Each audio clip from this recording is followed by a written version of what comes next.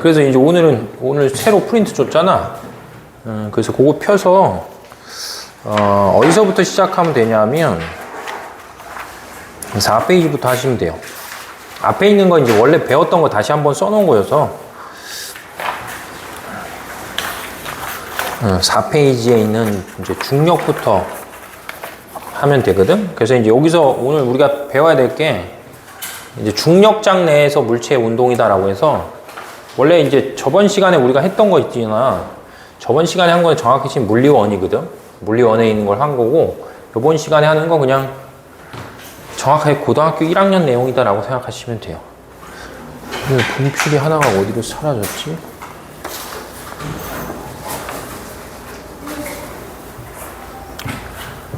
자, 그래서 어쨌든 이제 보시면 첫 번째가 이제 써 있는 게 중력이라는 게 써 있는데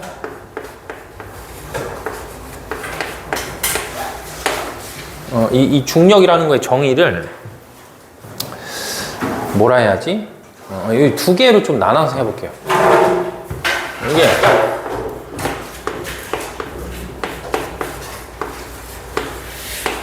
이게 이제 좁은 의미로 좀 해석을 하는 거랑 그 다음에는 이걸 좀 확장해서 넓은 의미로 해석하는 뭐 두 개로 볼게. 그러니까는 좁은 의미라는 건 그냥 중학교 때 배운 거고 넓은 의미는 고등학교 1학년 왔을 때 이제 중력을 약간 다르게 바라보는 거예요. 그래서 이제 첫 번째 중학교 때 배운 걸로 치면 우리가 이제 중력이라는 건 중력은 그냥 뭐냐면 지구가 어떤 물체가 있었을 때 그 물체를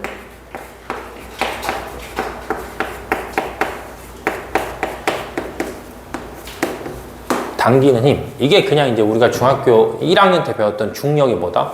중력의 정의거든? 근데 이거 약간 다르게 생각하면 지구도 기본적으로 뭐가 있냐면 질량이 있어요. 알았지? 그리고 물체도 기본적으로 뭐가 있다? 질량이 있거든? 그래서 중력을 약간 다른 의미로 표현하면 뭐가 되냐면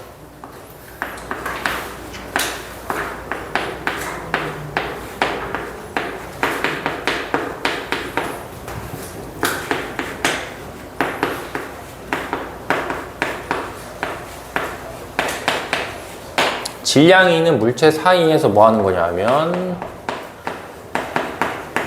작용하는 힘이에요. 그래서 이 다른 용어가 있어요. 그래서 다른 용어로 치면 그러니까 중력이라는 건 넓은 의미로 해석하면 뭐라고 부르냐면 우리가 보통 이렇게 불러요.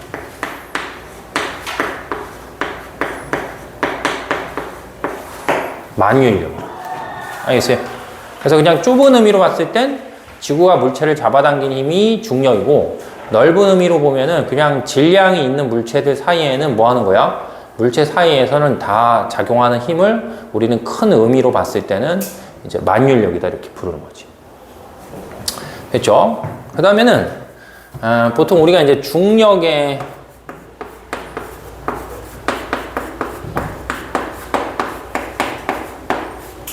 크기.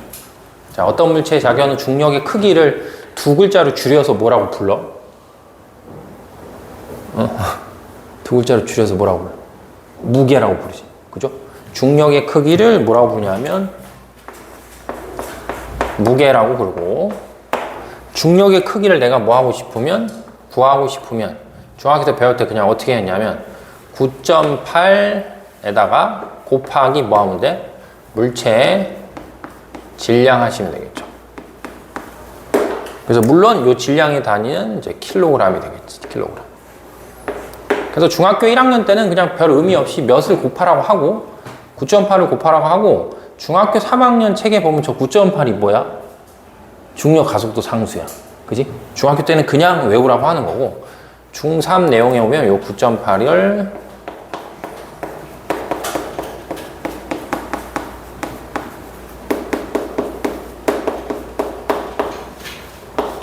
중력 가속 상수 G다. 뭐 이렇게 부르는 거지. 근데 이제 어쨌든 중학교 책을 배울 때도 9.8이 왜 9.8이 나오는지를 뭐 하지 않는다? 설명을 하지 않아요. 근데 이제 이 9.8이 나오는 건 얘를 갖고 설명하는 거야. 이 만유인력을 갖고. 그래서 만유인력이라는 거에 뭐가 있냐면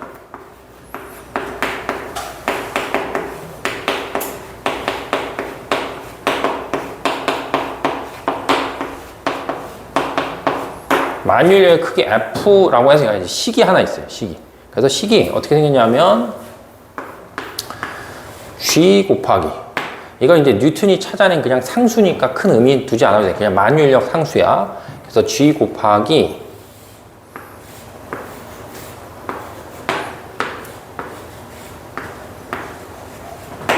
라지엠 곱하기 스몰 m. 저게 이제 만유인력의 크기에 관한 식이에요. 그래서 뜻은 이제 하나씩 설명을 좀 하면 일단 요 R이라고 부르는 거는 여기 써 있는 질량이 있는 뭐가 있었을 때, 질량이 있는 물체가 있었을 때 그 질량이 있는 물체에 두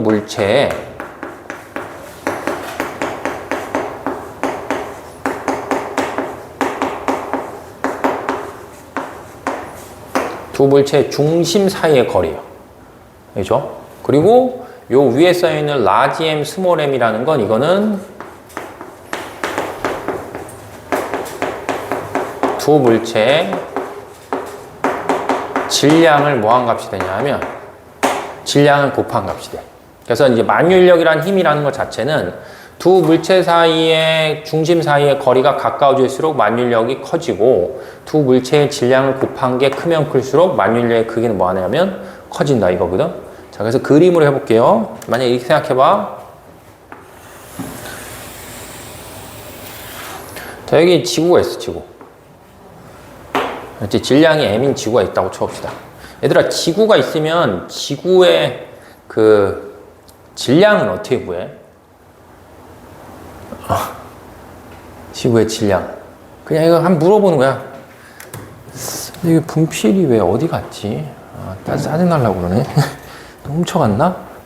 지구의 질량을 내가 구하려고 하면 뭐 하면 되냐 하면 지구의 이걸 알면 돼. 밀도.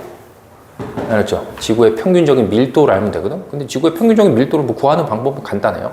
근데 이거 다 중학개념인데 보통 우리가 밀도는 부피분의 뭐가 된다? 부피분의 질량이 된단 말이야. 알죠? 그럼 이제 지구의 밀도는 과학자들이 이미 구해놨어. 그래서 우리가 지구의 밀도를 안다고 쳤을 때 그럼 지구의 밀도에다 지구에 뭘 곱하면 돼? 부피를 곱하면 질량이 나와요. 알았지? 근데 지구의 부피를 구하려면 지구는 거의 9에 가깝기 때문에 지구에 뭘 알면 돼? 반지름 알면 되지. 그죠? 지구의 반지름을 알면 되겠지. 반지름.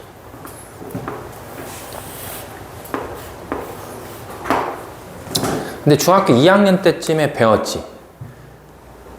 얘들아, 한 대는 우물을 파고 하나는 철탑을 세워서 에라토스테네스가 햇빛이 평행하게 내려친다 해가지고 도형의 닮음이나 이런 것들 활용해서 지구의 크기를 재잖아. 그래서 그렇게 해서 이제 구하시면 지구 반지름이 얼마가 되냐면 6,400km 이렇게 해서 대략 뭐가 된다? 대략 계산이 돼. 물론 엄밀히 치면 극지방이랑 적도지방의 반지름이 차이가 있는데 얼추 이제 저 정도 되거든. 그럼 이렇게 됐을 때 만약에 어떤 물체가 지구에 요렇게 해서 딱 뭐 한다? 지구에 딱 요렇게 붙어 있다고 쳐봐. 그러면 저 물체가 지구에 붙어 있는 거는 지구가 저 물체를 잡아당기는 무슨 힘? 중력 혹은 뭐다? 만유인력 때문에 뭐 하는 거야? 붙어 있는 거지. 그러면 이 지구가 요 물체를 뭐 하는 힘이 요 물체를 잡아당긴 힘을 우리가 이 식으로 뭐 하는 거야? 이 식으로 해석할 수 있겠지. 돼요. 지구가 요 붙어있는 요 물체를 지구를 향해서 잡아당기면 그게 결국 질량 있는 물체를 잡아당기니까 요 식이 뭐가 되는 거야? 요 식이 적용이 되는 거죠. 그러면 우리는 이 R은 뭘 집어넣으면 되고 지구 반지름을 넣으면 되고 이 라지 M은 뭘 집어넣으면 돼? 지구의 질량을 넣으면 지구가 어떤 물체를 잡아당기는 만유인력의 크기를 뭐 할 수 있다? 구할 수 있겠지. 그럼 저기 있는 식하고 비교해봐. 요 식하고 요 식을 비교해보면 요 물체의 질량을 뭐라고 했을 때 m이라고 치면 지금 지구가 요 물체를 잡아당기는 놈의 질량이 요게 스몰 m이 있는 거잖아. 그러면 저 앞에 우리가 9.8이라고 써있는 숫자는 결국은 뭘 계산해서 나온 값이다? 9.8이라고 써있는 값은 요거 정리하면 이게 9.8인 거예요. 무슨 말인지 알겠어? 그러니까 지구의 반지름과 지구의 질량과 뉴턴이 계산해 놓은 뭐다? 만유인력, 상수. 이 값을 구하면 요 값이 9.8이 나오기 때문에 우리는 어떤 물체의 뭐에다가 질량에다가 9.8을 곱하면 중력이 나와요. 이렇게 그냥 배웠던 거지. 근데 이런 말도 들어본 적 있지. 달에 가면 무엇은 안 바뀌어? 질량은 안 바뀌는데 뭐가 바뀌어? 중력이 바뀌잖아. 그 이유가 이 숫자가 바뀌는 거지. 이 9.8이라는 숫자가 바뀌는 거잖아. 그럼 이 9.8이라는 숫자가 바뀐 이유가 다른 지구에 비해서 뭐야? 반지름과 질량이 뭐하기 때문에 차이가 나기 때문에 이 9.8이라는 숫자가 달라지는 거지. 그럼 반대로 치면 목성으로 가면 목성은 지구랑 또 뭐가 틀리고 반지름이 틀리고 뭐가 틀리니까 질량이 틀리니까 다시 이 9.8이라는 숫자가 뭐 하는 거야? 다르게 나오니까 각 위치마다 결론적으로 봤을 때 어떤 중력의 차이가 생긴다라는 걸 우리가 설명하려고 하면 중학교 때는 그냥 뭐 9.8 곱한다라고 설명하는 거고 고등학교 1학년 때 우리가 이제 중력을 배우면 이 마뉴엘이라는 식에 의해서 요 앞에 값 때문에 뭐 한다? 이 앞에 값 때문에 9.8이라는 숫자가 뭐 한다? 나와요. 이렇게 표현할 수 있는 거죠. 구분이 되죠? 네, 구분이 되지. 자, 그 다음에 여기서 이제 또 하나 우리가 기억해야 될 중요한 사실이 아닌데 헷갈리면 안 되는데 자, 여기 질량이 라지 M인 물체가 있고 그 다음에 여기 J에 비해서 질량이 작은 스몰 M인 물체가 있고 그 다음에 요게 여기 물체의 중심이고 요게 요 물체의 중심일 때 조금 전에 한 것처럼 이 중심 사이의 거리가 자, R만큼 떨어져 있어요. 이렇게. 그럼 이랬을 때 여기에다가 선생님이 요렇게 표현해 볼게요. 요렇게. 자, 요렇게 화살표를 표시해 볼게요. 요게. 그럼 이제 첫 시간 할 때 한번 배운 적이 있는데 저 화살표로 표시하는 건 이제 뭘 나타내는 방법이냐면 요게 힘을 표시하는 방법이거든. 힘을. 그럼 요거를 말로 해봐. 요 빨간색이면 말로 하면 누가 누구를 당기는 거야? 요거 말로 하면 요 빨간색이면 누가 누구를 얘가 얘를 당기는 거지. 그러니까 라지 M이 누구를 스몰 M을 뭐 한다? 끌어당기는 힘이다. 이렇게 볼 수 있겠지. 근데 기본적으로 힘이라고 했을 때 힘이라고 할 때 힘의 아주 중요한 성질 중에 하나는 힘은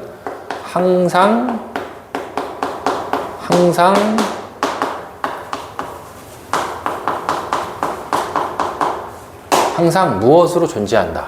이거 기억나냐 얘들아? 그러니까 예를 들면 선생님이 칠판을 밀면 칠판도 나를 뭐 하는 거야? 미는 거잖아. 그지? 내가 준성이를 때리면 주먹으로 준성이 얼굴을 때리면 준성이의 주먹도 준성이 얼굴도 내 주먹을 뭐 하는 거야? 때리는 거야. 그러니까 항상 힘은 어떻게 존재한다? 힘은 항상 쌍이 있어야 돼요. 그러면 이 라지 M이라는 게 이 스몰 M이라는 걸 당기면 반드시 무슨 힘도 있어야 되냐면 누가? 스몰 M이 또 누구를? 라지 M을 당기는 힘이 또 있어야 돼. 힘은 항상 쌍이니까. 그러니까 다시 이렇게 표현해 보면 누가? 스몰 M이 라지 M을 당기는 힘이 있는 거지. 이렇게. 그러니까 마치 이거를 뭐라고 하고 이걸 지구라고 하고 이걸 어쨌든 지구 주변에 있는 어떤 뭐라고 하면 물체라고 하면 반드시 두 물체가 둘 다 뭐가 있기 때문에 질량이 있기 때문에 이렇게 서로 끌어당기는 힘이 존재하는 거지. 근데 둘 중에 힘은 항상 쌍으로 작용하면 누가 더 큰 거야? 누가 더 크다? 아니면 항상 뭐하다? 같은 거야. 그죠? 이 두 물체에는 힘은 항상 쌍으로 작용하면 그 쌍으로 작용하는 힘은 항상 크기가 뭐하다? 같아. 알았지? 이 쌍으로 작용하는 힘은 항상 크기가 같다. 그래서 우리는 그거를 뭐라고 부르냐 하면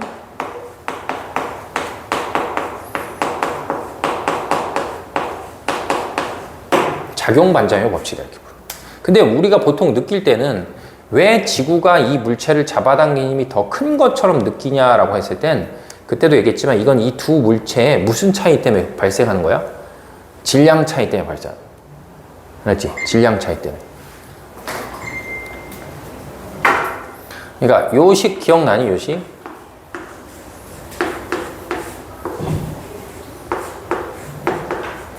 A는 M분의 F다.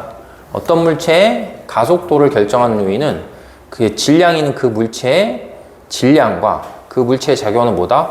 힘. 이 두 가지 요소에 의해서 뭐다? 가속도가 결정되는 거지. 그럼 지금 이 두 물체가 이렇게 있으면 힘은 뭐 하는데? 힘은 같지만 무슨 차이가 발생하기 때문에? 질량 차이가 발생하기 때문에 얘는 가속도가 뭐하고? 그치. 얘는 가속도가 매우 작고 얘는 가속도가 쟤에 비해서 뭐야? 매우 크기 때문에 우리가 느끼기에는 왠지 지구가 물체를 잡아당기는 힘이 더 셀 것 같다라는 생각을 하는 거지. 하지만 실상은 뭐하다? 실상은 그냥 같은 거죠. 힘은 같지만 무슨 차이 때문에? 질량의 차이 때문에. 알았지? 힘은 같지만 질량의 차이 때문에 뭐 하는 거다? 결론적으로 놓고 봤을 때 이제 지구가 잡아당김이 더 크다라고 생각하는 이제 오개념이 생기는 거죠. 알죠? 그래서 항상 이제 중학교 때는 그냥 뭐 단순 이 식을 통해서 연산하는 게 나온다고 치면 고등학교 때는 중력의 의미를 이제 넓은 의미로 봤을 때 만율력으로 해석하는 게 기본 베이스이기 때문에 항상 만류인력상으로 봤을 땐 두 힘은 크기가 뭐하다?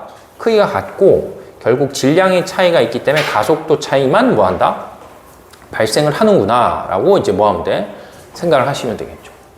됐죠? 그래서 거기 이제 그 4페이지에 선생님 프린트에 이제 중력을 넓은 의미로 해석하는 거랑 이제 좁은 의미로 해석하고 있는 이런 부분들이 다 이제 여기 설명이 됐죠. 그러니까 어쨌든 이제 우린 중학생보다는 이제 고등학교 개념으로 넘어가야 되기 때문에 머릿속으로 봤을 땐 자, 이 넓은 의미를 해석하는 거를 좀 기억하는 게 더 낫겠지. 그래서 얘들아 요 식이 무슨 뜻인지 알겠어? 그래서 식은 이제 반드시 한 번쯤 정도는 뭐 해야 돼? 외워놔야 되고, 그리고 특히 뭐 국어 같은 데서 비문학 지문 같은 거 풀면은 만율력의 크기에 관한 식은 이제 워낙 잘 물어봐요. 그래서 이제 식 자체를 자, 한번 기억을 하시면 되겠죠. 자, 됐어요. 자, 그 다음에 이제 5페이지 넘어갑시다. 그래서 5페이지 넘어가면 그 다음 주제가 뭐냐 하면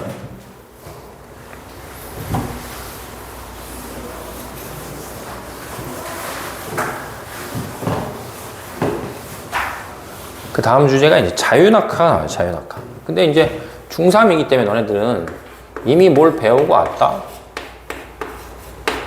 자유낙하하는 운동을 배웠어요. 그래서 우리는 이제 앞에서 물리를 하고 왔기 때문에 중학교 때 배웠던 뭐 자유낙하하는 부분에 대해서는 설명을 안 하고 지난주에 설명했던 그거 기반으로 이제 자유낙하 운동을 좀 설명을 해볼게. 그래서 일단은 이제 이런 거 그림이 생각나야지. 자, 여기 이제 물체가 이렇게 하나 놓여 있을 때 저 물체를 내가 이렇게 잡고 있다가 탁 뭐야? 놔. 그럼 이제 저 물체가 뭘 받으면서 중력을 받으면서 이제 떨어지겠지. 그죠? 그럼 중력을 받으면서 떨어지고 중력을 받으면서 떨어지고 중력을 받으면서 떨어지는 거지, 이렇게. 그래서 그림상에서 보는 것처럼 이제 같은 시간 동안에 가는 거리가 조금씩 뭐야? 늘어나지. 그죠? 그러면 이제 저번에 수업할 때 선생님 얘기한 적이 있는데, 얘들아, 저 사이 간격이 몇 대 몇인지 혹시 기억나니? 특히 이렇게 어떤 처음에 정지했던 물체가 일정한 크기의 힘을 받으면서 떨어지면 사이 간격이 어떻게 벌어진다 이렇게 설명했잖아. 무슨 소리야? 아니, 비율이. 연진아 얘기해봐. 뭐야? 아무도 몰라? 쟤너 몰라? 아니, 이거 이렇게 자유낙하에서 이렇게 떨어진 물체가 있으면 이 떨어진 물체 이 사이 간격이 이 도형으로 봤을 때 어떻게 돼서 몇 대 몇이다 여기 설명한 것 같은데? 그잖아. 1, 3, 5, 7, 9로 나가. 그렇지? 1, 3, 5, 7, 9, 11, 13, 뭐 이렇게 15 이렇게 커진단 말이야. 응? 아니, 이상한 게 아니라고. 이상한 게 아니고 되게 뭐야? 되게 자연스러운 거야. 이따는 그래프를 그리면서 설명 다시 할게요. 그래서 어쨌든 만약에 이제 여기서 정지인 물체를 내가 뭐야? 딱 떨어뜨려. 그럼 정지인 물체 떨어뜨리면 이 물체가 1초, 그 다음에 2초, 그 다음에 3초 이렇게 이제 시간이 지나면 아래쪽으로 쭉 뭐 하는 거야? 떨어지는 거죠. 그러면 이제 저 물체가 뭐 질량이 당연히 존재하기 때문에 지구가 저 물체를 뭐 하는 거야? 잡아당기는 힘을 받으면서 일정한 가속도를 갖고 뭐 하는 거야? 떨어지는 거지. 그렇기 때문에 자유낙하 운동은 우리가 이제 저번 시간에 배운 걸로 치면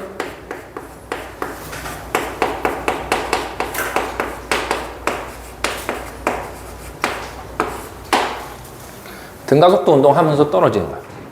그러면 이제 등가속도 운동을 하잖아. 그러면 등가속도 운동할 때 쓰는 뭐가 있다? 쓰는 공식이 3개가 있어요. 그렇지? 준성아, 그냥 등가속도 운동할 때 쓰는 공식이 있다는 거 정도는 알지? 모르냐? 근데 이게 지금 이게 되게 심각한 문제가 있는 게 중에 하나 뭐냐면 애들이 좀 더워서 그런 것도 있는데 중학교 과학만 하다가 이제 고등학교 과학을 하면 집에 와서 좀 이렇게 들여다봐야 되는데 그냥 중학교랑 똑같은 텀으로 그냥 한 번 수업하고 아무것도 없이 다시 하고 나서 계속 어렵대. 당연히 어렵지. 어? 그 이상한 짓이야. 그런 거 하면 안 돼, 이제. 어? 그래서 이제 등가속도 운동할 때 우리가 이제 자주 쓰는 식이 원래 이제 수업 시간에 총 4개를 알려줬는데 일단 뭐 3개만 해볼게요, 3개. 그래서 이제 첫 번째 식이 뭐였냐면 내가 어떤 물체의 나중의 속도를 알고 싶으면 일단은 그 물체의 처음의 속도가 뭐야? 있는지 없는지 확인하는 거야. 그래서 만약에 V2, 나중의 속도랑 V1 두 개의 값이 그냥 똑같은 뭐야? 똑같은 등속이라고, 등속. 근데 등가속도 운동은 뭐 하기 때문에? 가속도 운동을 하기 때문에 물체가 조금씩 뭐야? 빨라지니까 빨라지는 만큼을 뭐 한다? 보정해줘야 된다고. 알았지? 그랬기 때문에 여기다가 이제 뭘 해줘야 돼? 그 빨라지는 정도를 표현한 AT 이렇게 쓰는 거라고. 그러니까 식을 너무 외우려고 하지 말고 식을 이해를 좀 하라고. 그래서 V2랑 V1이랑 똑같으면 등속인데 등가속도 운동을 하면 가속도라는 게 있기 때문에 시간에 따라서 그 가속도 값 때문에 속도의 변화가 생기니까 나중에 속도는 그 가속도 시간을 더한 만큼으로 변한다 이런 생각을 해야 된다. 알겠죠? 그 다음에 이제 두 번째는 이제 등가속도 운동에서 어떤 물체가 움직였을 때 그 물체가 움직이는 정확히 치면 이제 변이야. 근데 자유낙하는 그냥 떨어지는 거니까 뭐 변이나 이동거리가 상관없어. 그럼 이랬을 때 만약에 이 값이 V1 곱하기 T다. 이렇게만 썼다고 쳐봐, 이렇게. 알겠죠? 어떤 물체가 움직인 거리가 V1 곱하기 T다. 이러면 그냥 무슨 운동 하는 거야? 이러면 등속이야. 알았지? 처음 속도랑 계속 똑같이 움직이면서 거기다 시간을 곱하면 뭐야? 등속이야. 근데 등가속도 운동할 때는 등속하고 비교해 봤을 때 어디다 그럴까? 자, 여기다 조그맣게 그래프를 하나 그려볼게요.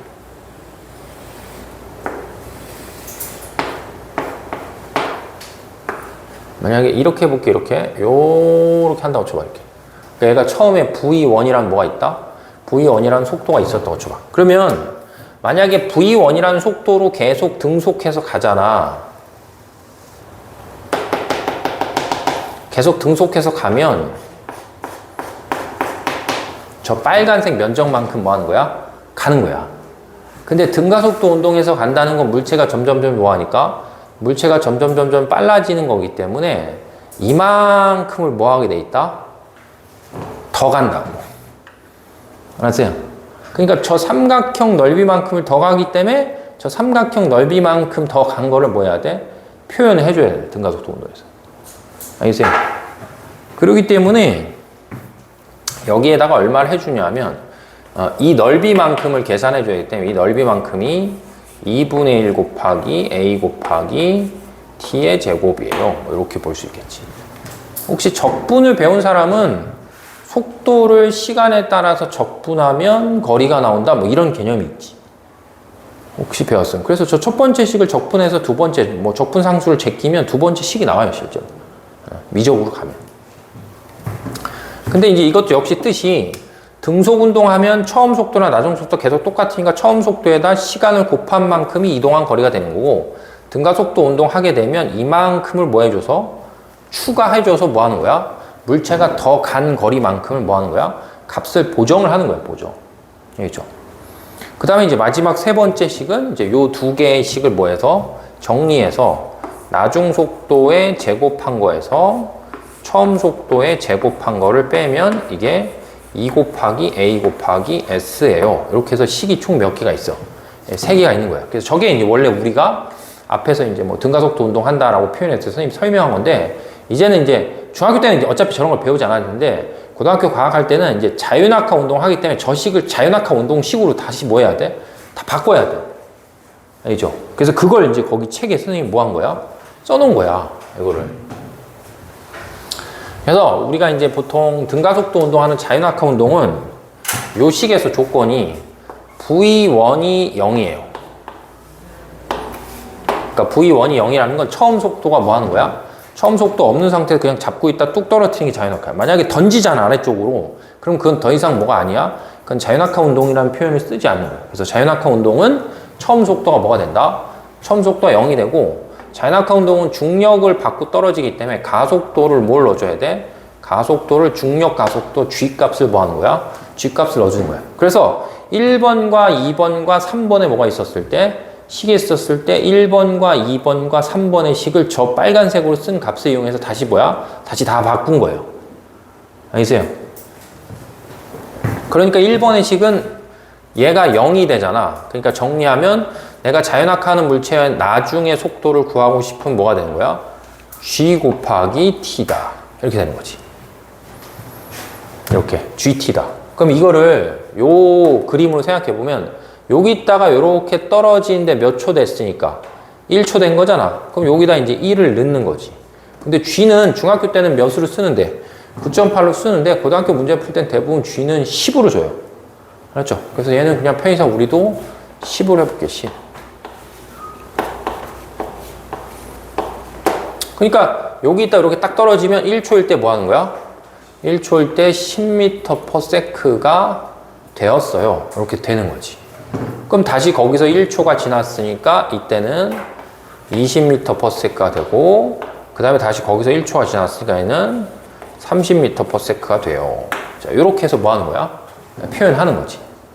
그 다음에 이제 두 번째는 처음 속도 없이 떨어졌으니까 요 식에서 요게 다시 뭐가 되니까? 요게 다시 0이 되고, S는 물체가 얼마만큼 갔냐라는 건데, 보통 우리가 수직 방향으로 물체가 움직일 땐 S보다는 뭘 더 많이 써? H를 많이 써요. 높이의 개념을. 그래서 요것도 식을 바꾸면 H는 뭐가 되는 거야? 2분의 1의 G의 T의 제곱이다. 이렇게 되겠지. 그러니까 저 식을 여기다 넣어보면 얘가 여기다가 이렇게 떨어지잖아. 보이시죠? 여기다 이렇게 떨어지면 몇 초 걸렸으니까? 1초 걸렸으니까 이제 1 집어넣고 10 집어넣으니까 따라서 얼마야? 5m. 그지? 그래서 결국 이 물체가 여기서부터 출발해서 여기까지 이렇게 뭐야? 떨어진 거잖아. 그죠? 그럼 이 물체가 떨어진 게 얼마예요? 라고 물어보면 이거 5m 떨어진 거죠. 5m. 그럼 다시 여기다 넣어보면 여기까지 떨어지는데 몇 초 걸렸으니까? 여기까지 떨어지는데 2초 걸린 거잖아. 그럼 여기다 2를 집어넣는 거잖아. 2. 그죠? 그럼 2를 집어넣고 계산하니까 얼마가 돼? 20이 되는 거잖아. 그지? 그러니까 여기서부터 출발해서 얘가 여기까지 뭐야? 여기까지 이렇게 떨어지잖아. 떨어지면 얘는 여기까지 총 떨어진 게 얼마다? 20m 떨어졌어요. 이렇게 표현하는 거지. 그러면 결국은 여기서 여기까지 오는 데는 몇 미터 떨어진 거야? 15m 떨어진 거야. 아까처럼. 그러니까 1, 3, 5 이렇게 나가는 거지. 되겠죠? 그죠?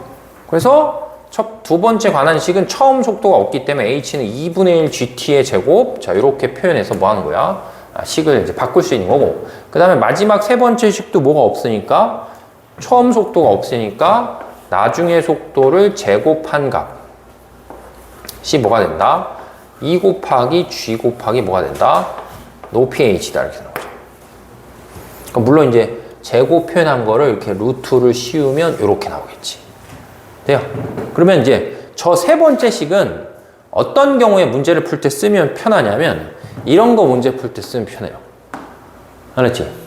시간이 주어진 게 아니고 뭐가 주어져 있어? 높이가 주어져 있잖아. 높이가. 몇 미터? 20m 떨어졌어요 라고 하면 여기다 몇을 넣어? 여기다 20을 넣으면 2 곱하기 10 곱하기 20이니까 루트 100 끼면 얼마야? 20이니까 그냥 20m/s 이렇게 나오겠지. 계산이 돼? 그잖아. 그냥 여기다 넣어보면 여기서 출발해서 여기 떨어져서 20m 떨어진 거니까 2 곱하기 10 곱하기 떨어진 높이 20이니까 이렇게 되잖아. 그러면 20의 제곱이니까 그냥 20m/s 이렇게 나오겠지. 그러니까 활용도가 1번하고 3번 알았죠? 1번하고 3번은 뭐 할 때 쓴다라고 생각하면 돼? 시간이나 높이가 주어져 있을 때 특정한 지점에 도달했을 때 속도가 얼마냐 이거 계산하는 거지. 구분이 돼요. 근데 좀 이제는 좀 외워야 돼. 외울 때 같았어. 알았지? 그러니까 첫 번째 식은 낙하하는데 얼마만큼 시간이 걸렸으면 그 시간을 갖고 뭘 구하는 거야? 빠르기를 구하는 거고, 두 번째는 뭐다? 얼마만큼 떨어진 높이를 갖고 뭐야? 높이를 갖고 빠르게 구한다. 이렇게 되는 거지. 그리고 그냥 두 번째 식은 뭐다? 두 번째 식은 얼마만큼 떨어진 시간이 주어져 있을 때 우리가 높이가 얼마냐 이제 이런 걸 계산할 수 있는 식이다. 이렇게 되죠. 그래서 모르잖아. 이렇게 식을 바꿔놓은 저 식을 모르면 문제 풀 때 시간이 뭐 한다? 시간이 너무 오래 걸리고 알고 있으면 그냥 식에 툭 집어넣어서 답을 뭐야? 답을 딱 찾아내면 되겠죠.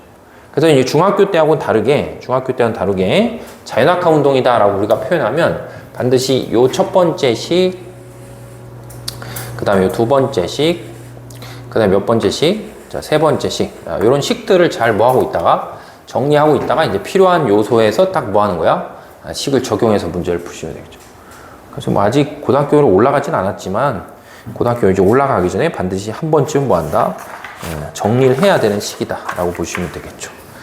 됐어요. 자, 그 다음에 이제 6번 아니 6페이지 보면은 이것도 역시 이제 중학교 때 했던 거 맞죠? 여기다 그냥 비교할게.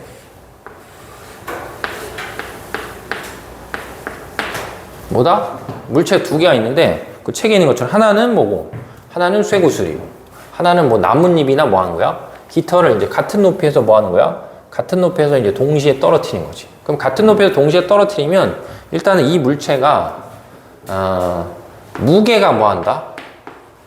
무게가 다르고 그 다음에 또 뭐가 다르고 질량이 달라요. 알았지? 무게와 질량이 달라. 그럼 우리는 질량과 무게를 뭐해서 고려하면 뭘 계산할 수 있어? 가속도를 계산할 수 있겠지.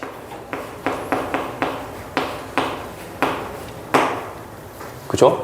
그럼 무게는 당연히 뭐 하나는 쇠구슬이고 하나는 깃털이나 낙엽이면 뭐 특별하지 않는 이상 쇠구슬이 뭐 하겠어? 더 크겠지. 그죠? 그 다음에 질량도 당연히 누가 더 크겠어? 쇠구슬이 더 크겠지. 그지? 근데 가속도는 뭐하다? 가속도는 같죠. 왜 같냐면 가속도는 어차피 뭐분에 뭘 한 거기 때문에 질량분에 뭘 한 거야? 무게를 하는 거잖아. 그럼 질량분에 무게를 하는 건데 무게는 아까 중학교 개념으로 쳐도 뭐에다가 9.8에다가 뭘 곱하는 거야? 질량을 곱하는 값이기 때문에 가속도, 질량분의 무게를 하면 어차피 둘 다 몇으로 떨어진다? 둘 다 9.8로 떨어져요. 이렇게. 그죠? 그럼 결국 가속도가 뭐 하니까? 가속도가 똑같으면 같은 높이에서 두 물체를 뭐 하는 거야? 떨어뜨리면 가속도가 똑같기 때문에 이 G값이 뭐야? G값이 똑같으니까 물체가 어느 지점까지 가는데 시간이 계속 뭐야? 같아. 가속도 똑같으니까. 그러니까 계속 뭐 하는 거야? 계속 같은 높이만큼을 떨어지는 거죠. 그지? 그러니까 얘가 몇 미터 떨어지면 5미터 떨어지면 얘도 5미터 떨어지고 얘가 15미터 떨어지면 얘도 뭐다? 15미터 떨어지고 그 다음에 얘가 예를 들면 뭐 25m 떨어지면 얘도 뭐야? 25m 떨어지고 이렇게 가는 거지 항상. 알겠죠? 그렇기 때문에 무게가 다르고 질량 차이가 있지만 무엇이 같기 때문에 가속도는 서로 뭐하다? 가속도는 서로 동일하기 때문에 두 물체는 뭐한다? 동시에 바닥에 돌아간다. 뭐 이게 상식이죠. 그지? 그래서 이제 책에 보시면 이제 그거를 표현해 놓은 거고 그 다음에 이제 만약에 뭐가 있으면 공기 저항이나 이런 것들이 있으면 보통 이제 무거운 게 가벼운 것보단 뭐 하는 거야? 먼저 떨어지는 거죠. 실제로 봤을 때. 근데 이제 대부분 이제 공기 저항이 없는 상태에서 자연학화 시키면 뭐에 상관없이 질량이나 이런 거에 상관없이 모든 물체는 같이 뭐 한다? 떨어진다는 얘기죠. 그러니까 결국 이게 같기 때문에 얘네들이 뭐 하는 시간이 얘네들이 낙하하는 시간도 서로 뭐 하다? 동일하다. 이렇게 보면 되겠죠. 그래서 동시 도달한다. 이렇게. 됐지? 그래서 뭐 시험에 나와도 어차피 중학교 내용하고 이런 개념은 크게 달라지지 않기 때문에 질량 차이가 있어도 가속도는 똑같기 때문에 다 동시에 도달한다. 이렇게 보시면 되겠죠. 근데 이제 문제는 뭐냐면 여기까지는 이제 중학교 내용이 분명히 맞는데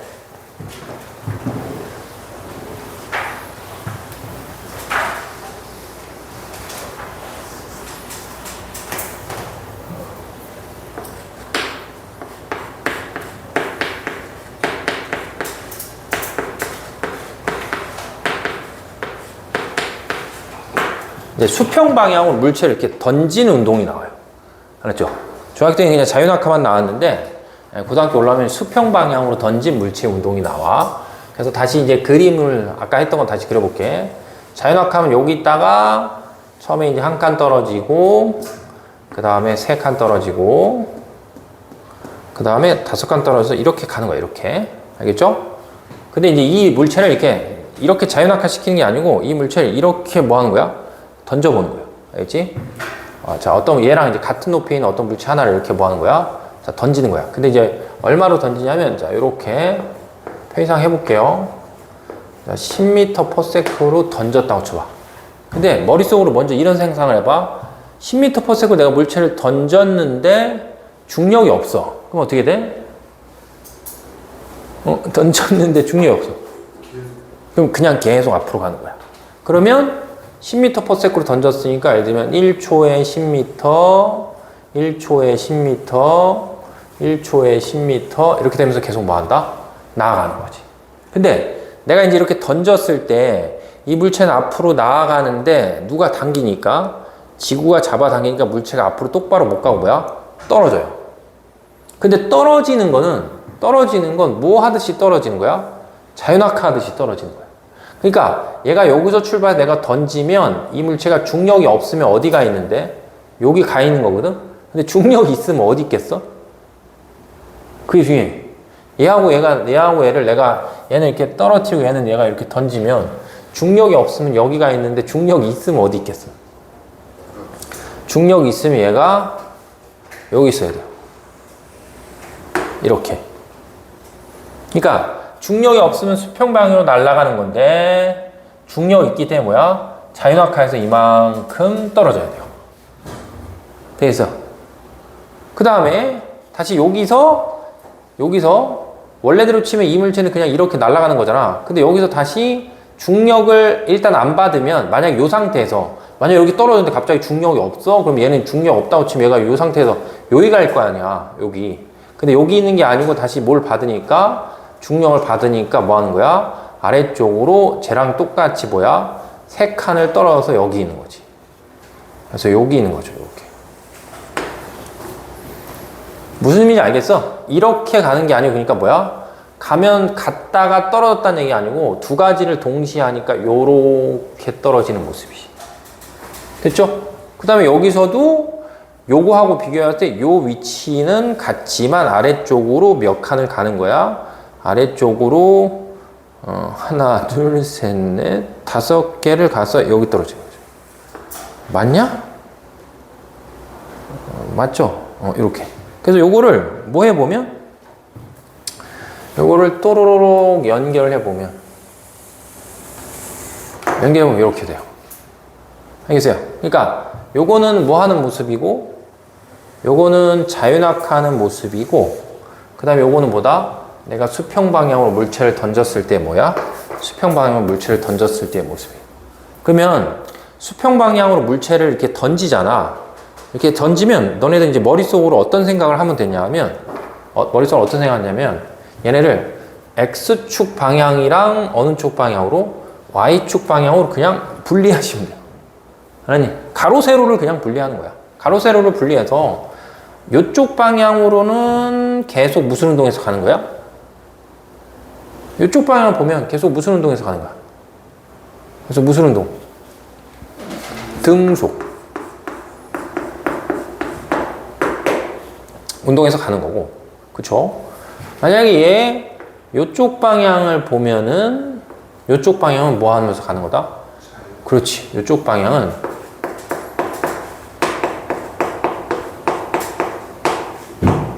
자연학화 운동하면서 그냥 가는 거예요. 그러니까 두 가지를 뭐 하는 거야? 두 가지를 그냥 동시에 하면서 간다라고 생각하면 되겠지. 그렇죠? 자연학화는 그냥 뚝 떨어지는 건데 수평 방향으로 물체를 던지는 거는 수평 방향으로도 날아가면서 뭐 하는 거야? 자연학화하는 운동이 동시에 난다. 그래서 항상 이 수평 방향의 운동을 해석할 때는, 알았지? 수평 방향 운동을 해석할 때는 X축 방향의 운동과 뭐 한다? Y축 방향의 운동을 뭐해서?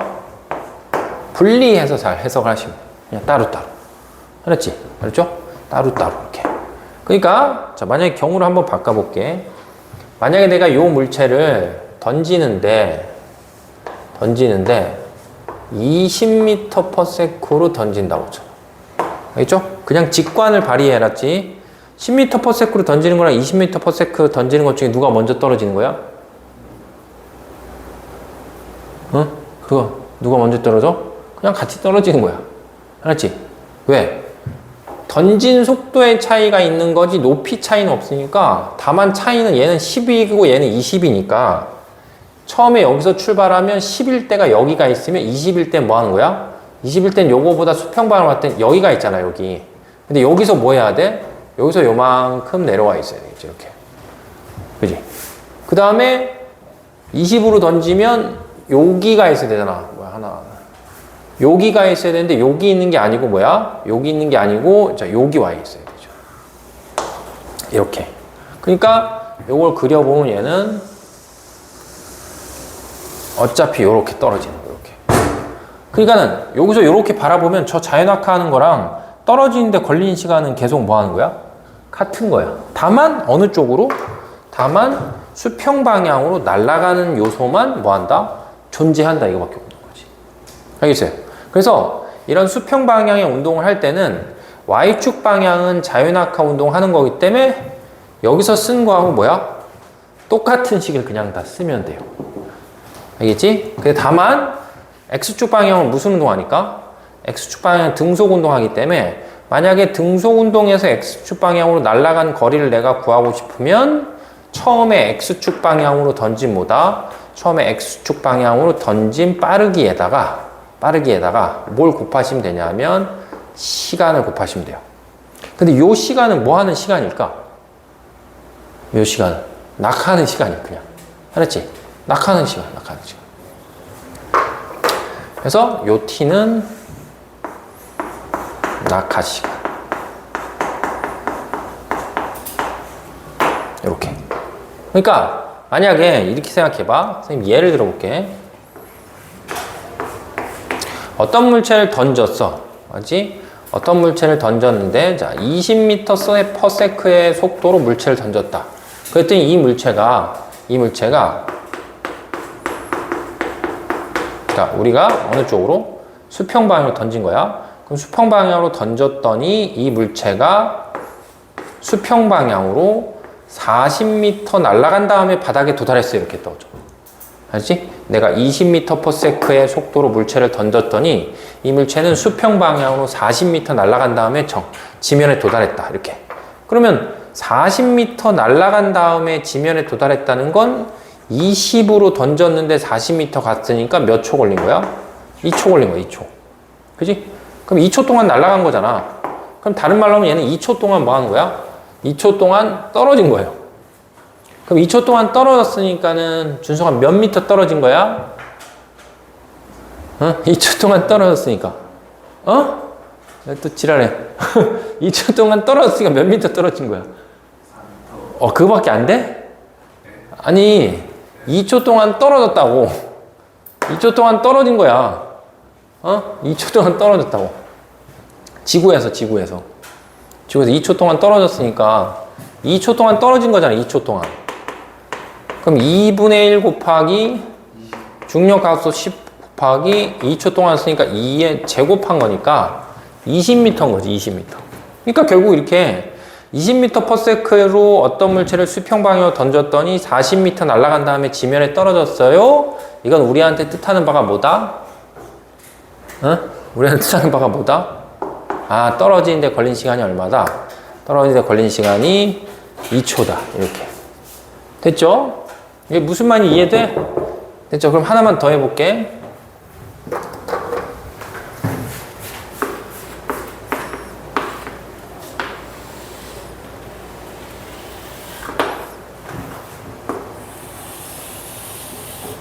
자, 이렇게 건물이 있어, 건물이.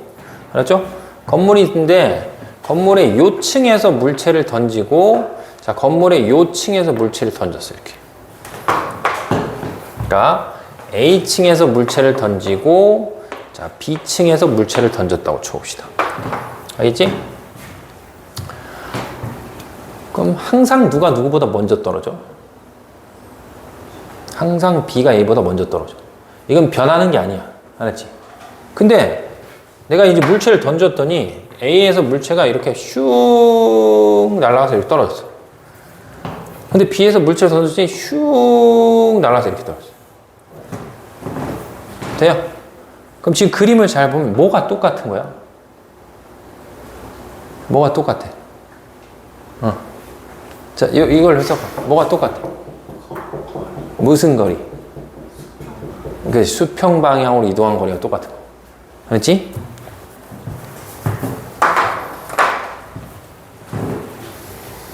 그럼 수평 방향으로 이동한 거리가 똑같은데 선생님이 조금 전에 설명할 때 수평 방향으로 이동한 거리를 쓰는 식은 이거잖아. 그지? 그러면 수평 방향으로 이동한 거리는 수평 방향에 던진 물체의 속도에다가 뭘 곱하는 거다? 자, 걸린 시간 t를 곱하는 거예요. 이렇게. 근데 하나는 A에서 떨어지고 하나는 어디서 떨어졌다? B에서 떨어지면 A하고 B의 t는 무조건 누가 누구보다 큰 거야. A가 B보다 무조건 큰 거야. 알았지? 그냥 더 높은 데 있으면 당연히 떨어지는데 시간이 훨씬 뭐야? 더 오래 걸리는 거야, 그냥. 알았지? 그럼 불변이야, 불변. 그러면 여기 A하고 B하고 놓고 봤을 때 A에서 떨어지는데 걸린 시간이랑 B에서 떨어지는데 걸린 시간을 TA와 TB로 이렇게 표현을 해보면 TA와 TB로 표현해보면 당연히 이 값이 이 값보다 뭐한 거야? 더 큰 거야. 이렇게. 근데 얘네들은 수평 방향으로 뭐 한 게? 수평 방향으로 이동한 거리가 서로 뭐야? 같아. 이렇게. 됐죠? 그럼 얘네들은 결국 무슨 차이 때문에 이런 결과가 발생하는 거야? 무슨 차이 때문에? 얘들아 무슨 차이야? 던진 뭐다? 던진 속도 차이죠. 누가 더 큰 거야? 이가 더 큰 거지. 그렇잖아. 요게 만약에 그냥 되게 무식하게 써볼게. 무식하게 썼을 때 이게 이거보다 크니까 얘가 2고 얘가 몇이면 1이면 얘네 두 개의 값이 서로 뭐 해야 되니까 똑같으면 얘는 1이고 얘는 뭐 해야 돼? 2여야 돼. 이렇게.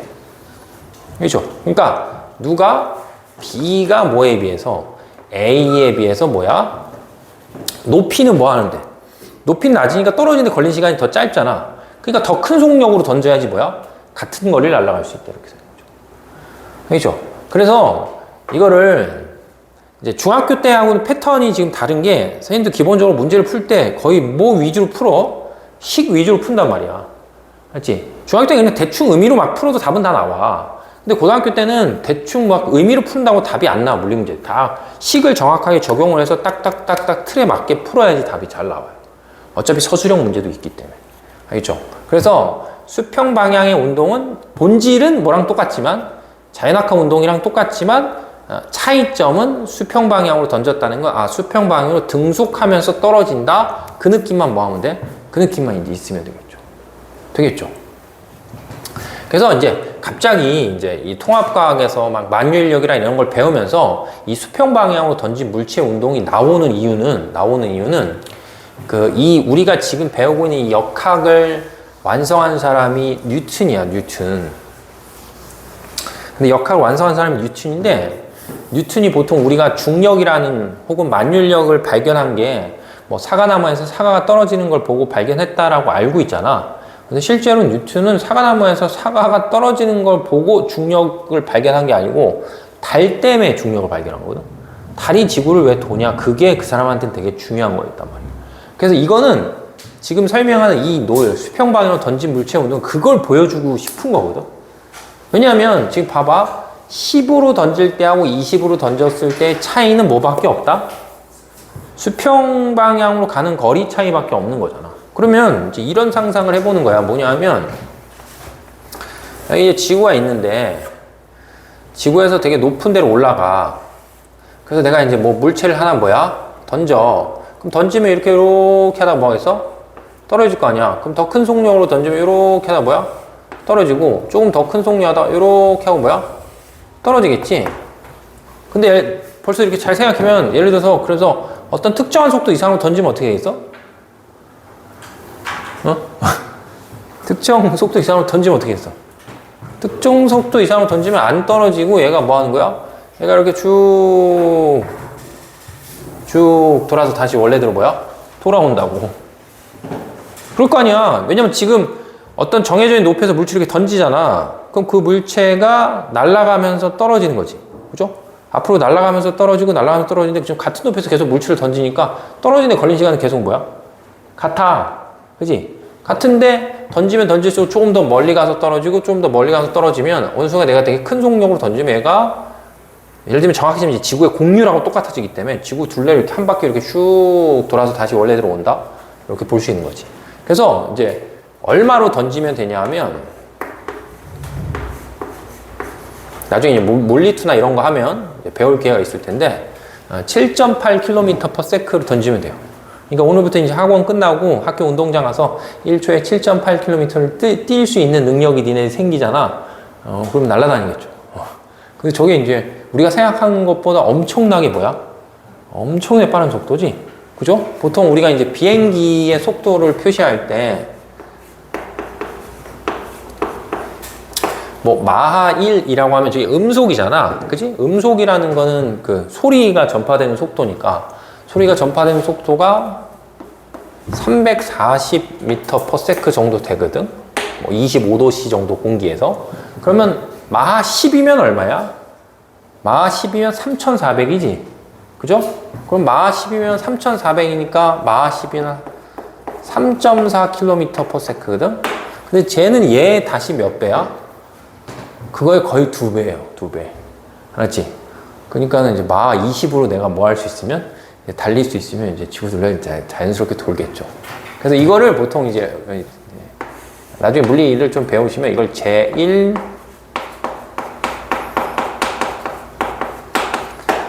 우주 속도다라고 해서 저 정도 속도로 뭐 하면 어떤 물체를 던지잖아? 그러면 물체가 이제 지구 둘레를 따라서 이렇게 뭐 하는 거야? 도는 거죠. 그럼 저거보다 좀 더 큰 속력을 던지면 어떻게 있어? 네? 저거보다 조금 더 큰 속력으로 던지면 지구 둘레를 원운동하는 게 아니고 타원 궤도를 도고 그거보다 조금 더 큰 속력으로 던지면 지구를 탈출할 수 있어요. 그래서 그런 건 이제 물투할 때 우리가 뭐 할 거냐면 다룰 거야. 그래서 이제 보통 이거 내가 이제 항상 여기 단원할 때 이제 애들한테 설명하는 게 이 달이 지구 둘레를 돈다라고 표현했을 때 만약에 이걸 달이었다고 치면 달은 원래 중력이 없으면 앞으로 뭐야? 똑바로 나가는데 지구가 뭐 하기 때문에 지구가 당기기 때문에 이만큼 뭐 하는 거야? 떨어지는 거잖아. 그지? 그러니까 결국은 달은 계속 어딜 향해서? 계속 지구를 향해서 떨어지고 있는 거야. 그잖아. 이게 달이었다고 치면 달이 여기서 앞으로 똑바로 나가려고 하는데 지구가 뭐 하기 때문에? 잡아당기기 때문에 이렇게 떨어졌다라고 치고 다시 달이 여기서 똑바로 나아가려고 하는데 지구가 뭐야? 지구가 잡아당기기 때문에 떨어지고 이 과정을 계속 뭐 하는 거야? 이 과정을 계속 반복한다라고 생각하면 되겠죠. 그죠? 그래서 이제 통과에서 수평 방향의 물체 운동을 배우는 거에 원래 이제 의미는 이 뉴턴의 사고 실험 말했죠? 지금 설명한 이런 뉴턴의 사고 실험 때문에 이 수평 방향의 운동에 대해서 좀 설명을 한다라고 이제 보시면 되겠죠. 그래서 이제 수평 방향으로 던진 물체 운동을 항상 해석할 때는 Y축 방향은 그냥 모처럼 생각하면 되고 자연학과처럼 생각하면 되고 X축 방향은 등속이다. 이제 그 논리만 있으면 돼. 그래서 다음 시간에 이제 문제를 좀 풀면서 한번 썩 정리할 거고 그래서 이제 8페이지 보시면 지금 설명한 그 식들을 다시 한번 쭉 정리를 해놨어요. 8페이지 박스에. 그래서 이제 그까지 이제 확인을 좀 하시면 돼요.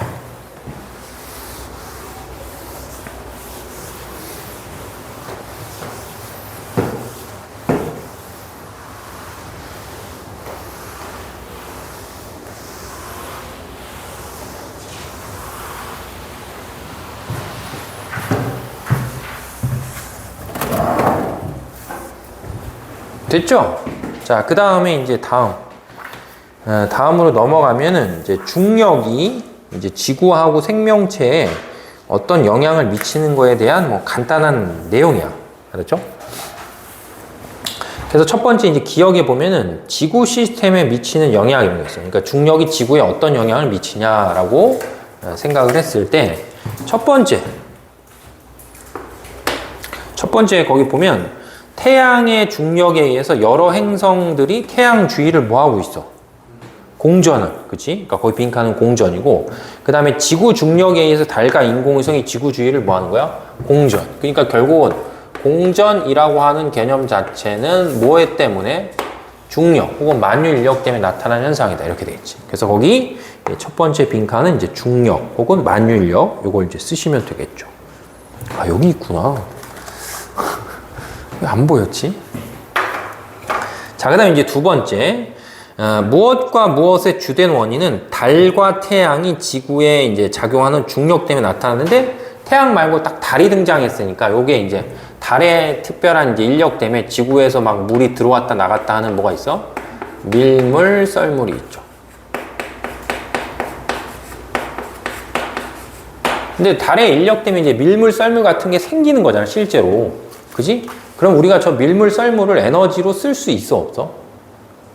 그런 거 들어본 적 있지? 조력 에너지. 그죠? 그잖아, 물이 들어왔다 나갔다 들어왔다 나갔다 하면 거기에 이제 물레방아 같은 거를 뭐 하면 설치하면 거기서 이제 전기를 생산할 수 있거든. 그래서 보통 우리가 이제 이 밀물, 썰물을 만드는 게 주된 원인이 달의 뭐다? 달의 인력이 되고 이런 달의 인력 때문에 지구에서 이제 이걸 뭘로 쓸 수 있기 때문에 에너지원으로 쓸 수 있기 때문에 이런 거를 보통 이렇게 불러요. 조력 에너지라고. 원래 지구는 에너지원이 3개가 있어. 하나는 태양 에너지. 지구에 지속적으로 에너지 공급한 태양이 있고, 그 다음에 두 번째는 지구 자체가 또 에너지가 있어. 그리고 세 번째가 뭐가 있다? 세 번째가 이제 달의 인력에서 나타나는 조력 에너지. 이게 있겠죠. 자, 그 다음에 다음으로 가시면 높은 곳으로 올라갈수록 중력이 점점 뭐야? 줄어드는 거지. 그렇기 때문에 낮은 곳보다 뭐가? 이제 공기가 희박한 거지.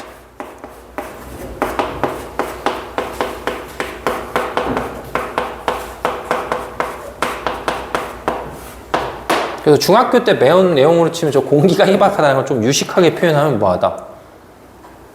무엇이 낮다. 그지? 기압이 낮다. 이렇게 표현할 수 있어요. 그지? 공기가 희박하다는 건 중력이 점점 추니까 기압이 낮다. 자, 이렇게 볼 수 있겠죠. 그 다음에 이제 네 번째는 뭐 빈칸이 없어서 그냥 지표 변화여서 중력 때문에 이제 물이 높은 데 있다가 낮은 데로 내려오고 중력 때문에 막 빙하가 높은 데서 낮은 데로 흐르면 지표면에 뭐 한다? 변화를 줄 수 있겠지. 그래서 그거 보시면 되고, 그 다음에 그 밑에 빈칸, 이것도 역시 이제 중학교 때 배운 개념에서 물질의 밀도에 따라서 상대적으로 중력의 차이가 발생하기 때문에 나타나는 현상이 있어요. 기억나냐? 이거? 여기 할 때 다 배운 건데. 무슨 현상? 대류.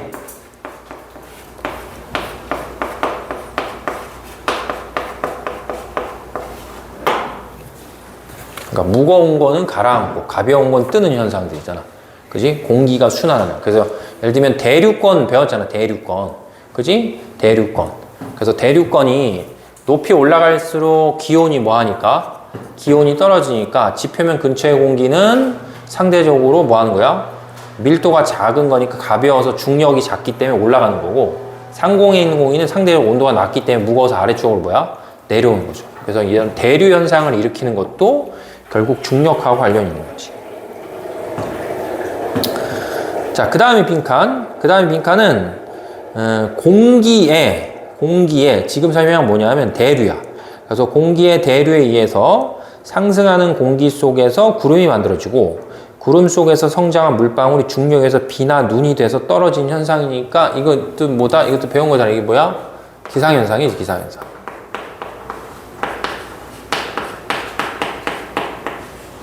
그래서 기상현상을 일으키는 원인도 역시 뭐다? 중력이죠. 그렇지? 그래서 지구라고 하는 이 공간 안에 이런 요소들이 다 뭐다? 중력에 의해서 나타나는구나. 이렇게 생각을 하면 되겠죠. 자, 그 다음에 니은. 이제 생명 시스템이라는 건 이제 생명체에 미친 영향이에요. 그래서 뭐 시험에 제일 잘 나오는 게 첫 번째 보는 것처럼 목이 매우 긴 기린. 그럼 목이 매우 긴 기린은 중력의 영향 때문에 다른 동물에 비해서 이렇게 목이 기니까 저 머리 있는 데까지 뇌에 뭘 공급해야 되니까 산소를 공급해야 되잖아. 그지? 그러면 중력을 이기고 공급을 해야 되기 때문에 일단 심장이 뭐다? 심장이 뎁다 크고, 심장이 크니까 뭐도 높다? 혈압이 엄청 높죠. 그러니까 이게 다 중력에 적응한 예가 되는 거지. 됐어요. 잠깐 쉬어.